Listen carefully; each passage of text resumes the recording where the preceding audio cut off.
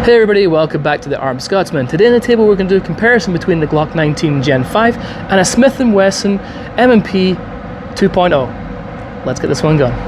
Alright, let's take a close look up at both of these guns. This might have been actually a little more fair comparison to the Glock 17 with this one, but this is what we're going to go with. Glock 19, probably the most common, if not the most common pistol in America. Let's check the mag. Comes with three 15-round mags right out of the box. They're polymer. They're about $20 for the OEM ones. They're plentiful and they're easy to get a hold of.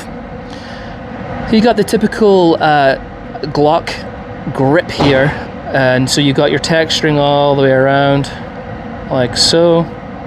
And I think people have a love-hate relationship with the Glock, especially the grip and grip angle. Some people really don't like it, and I can understand that.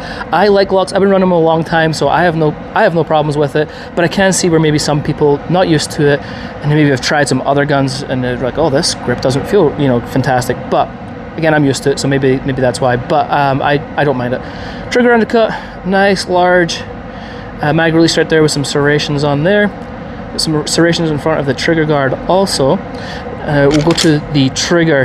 Glock, again, aren't known for having the best triggers right out of the box, but they do get better as you shoot them. They do get a lot nicer.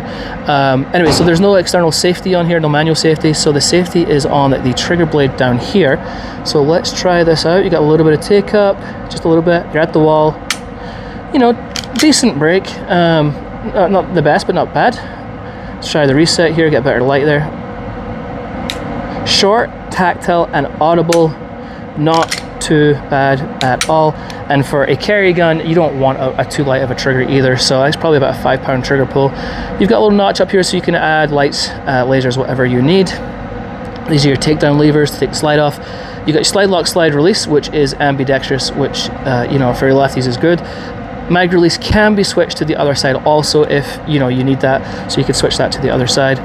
Moving up to the slide, you got some side serrations front and back. They feel good, no problems there. Easy to press check, track the gun or whatever. Moving to the sides, the dreaded, horrible Glock sights. I hate these. I'm just putting it out there. So out of the box, 99% of the time you're probably going to have these Glock sights. Sometimes you might be able to buy one that has the Glock night sights already installed, which are obviously a lot better. But these are junk. Replace these, in my personal opinion. So I don't like those. Coming to the mounting system, this is Glock MOS mounting system. Again, it's not the best because you're going to have to take this plate off. You're going to have to put buy an adapter plate for whatever optic you're running. So you're going to have to take the plate off, then put a plate back on, and then put your optic on. It just doesn't make sense. It's not the best system in the world. I wish Glock would really update that because their guns are stupidly reliable. They are good guns, but their optic system needs a lot to be desired.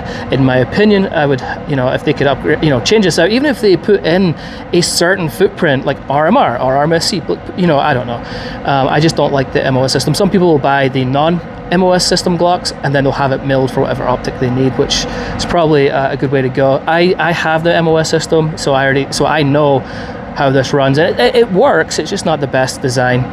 And also their triggers, the funny thing is with their triggers, they have a Glock, what they call their Glock performance trigger, which is a much nicer trigger than this one. I don't know, I do know, they're probably just making money off of it, I'm sure, but they should probably, in my opinion, pre-install the Glock performance trigger because it is a far superior trigger in my opinion. But anyway, you can change this out to a Glock OEM performance trigger. I think they're like $70-80, and in my opinion they are definitely worth it, but again, is what it is. Okay, that is the Glock 19.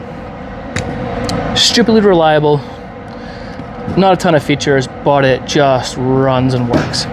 Okay, so this is the Smith & Wesson M&P 2.0. Again, this is a bigger gun, and this is what I'm saying. I probably should have grabbed the 17, but we'll just do it with this. You can see it's a little longer at the front there. They're pretty comparable in width. Maybe the Smith & Wesson's a little wider in the back there. It's obviously, it is longer.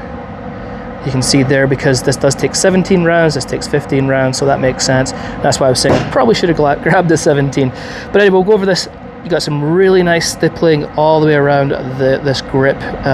Very nice stippling. So eject the mag. Metal mag, 17 rounds, as I said. You can see it right there, 17 rounds. So it's got higher capacity than the Glock 19, but it is a full-size, bigger gun. So obviously for concealed carry right out of the box, the 19 will be the better gun for concealed carry. But yeah, all right, grip. Nice texturing. It feels good in the hand. The thing is, I've shot a lot of Smith & Wessons and I don't love the grip. And I know that seems weird. Now that's just a personal preference. Remember, everything on this video is personal preference. It feels good. It just doesn't feel right for me. And that's why I've never owned a Smith & Wesson pistol. It just doesn't feel right for me. Now, moving up. Whoop.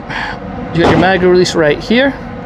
I'm assuming you can switch it to the other side if need be. There's your mag well.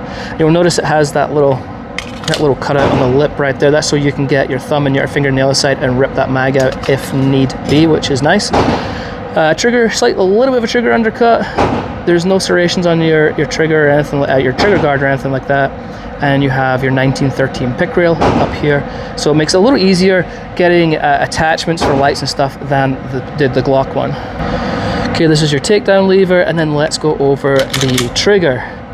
So you can see again, no manual safety. Trigger blade is your safety right there. So let's see what this is like. A little bit of take up, and you'll notice there's a little notch in the back. That's to stop over travel. So a little bit of take up, decent brake. Let's try the reset.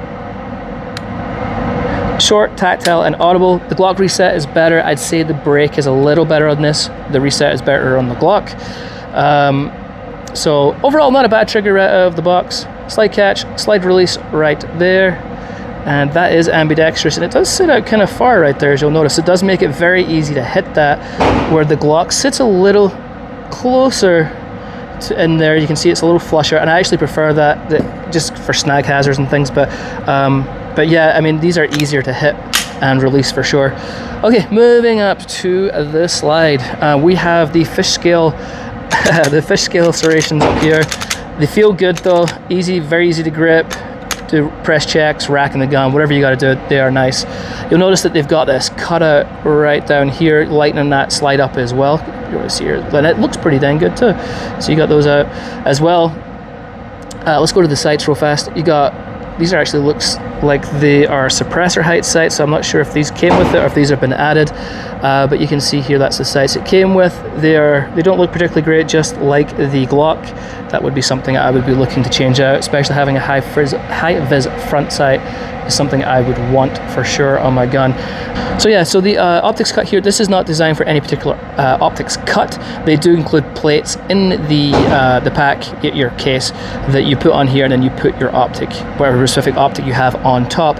It's not milled super low either, and I'm sure there's a reason for that. Maybe it's just there's no room for them to get a little lower, so it doesn't look like it sits particularly low into the frame. And again, when you take this off, you're putting a plate on and then not on top. So but that's your optic system right there. And then you have a loaded round indicator. So obviously we are unloaded, but if there was a round in there and it was brass, you'd be able to look down there and see a little brass piece sticking up, so you know that there's a round in there. Now, I can see the purpose of these, obviously, but I just press check. That's what my preference. I will just press check it. With these, you got to bear in mind that if you have an optic on here, this can let out carbon from obviously your shooting, and it can fog up the lens of your optic. Obviously, you just got to wipe it off, but just something to bear in mind, that can happen, and it can get your optic all dirty. But that's the features of the M&P. All right, let's shoot these and see what we think.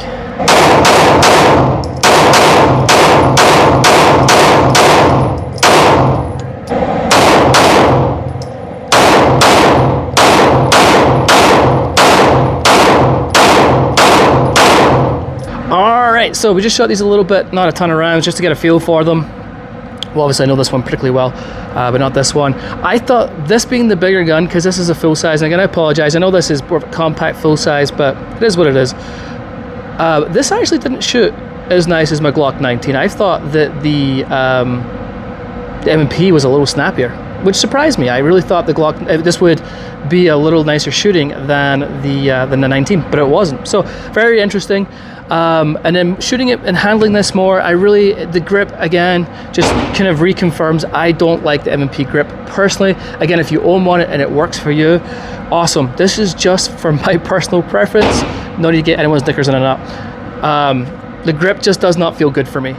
That just is what it is. Now, M&P's, Smith & Wesson make fantastic pistols, make no doubt about that. They are very, very, very good pistols, super reliable.